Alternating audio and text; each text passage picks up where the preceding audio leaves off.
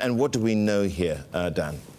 The latest, there's calls for a flash mob in Central, right around this office, to try and paralyze the city. So that seems to be gaining traction on the protester forums where they decide a lot of their actions.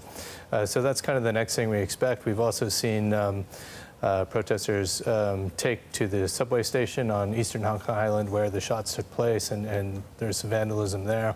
So, a lot of companies are considering whether to keep employees, downtown this afternoon or to send them home. I think some banks have already shut, some shops have already shut up before anything happens. That's right. Yeah, it's getting to be one of those days in Hong Kong, kind of like what we saw after the face mask ban came into effect, where we saw widespread protests, vandalism all across the city. There's sure to be anger. At the video circulating online showing the protester shot at point-blank range, during the commute this morning. And we're watching for any updates on his condition right now, but he is in critical condition, and that'll be one of the crucial next steps in this.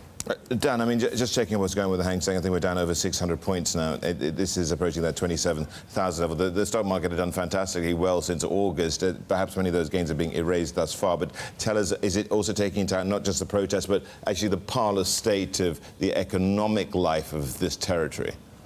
Yeah, that's right. I mean, Hong Kong is figuring out how to deal with this in this new state we've been in for the past 5 months. Retail sales down, tourists down, visitors not coming, sort of adjusting to this new normal that we're seeing in this place and wondering how long it's going to go on.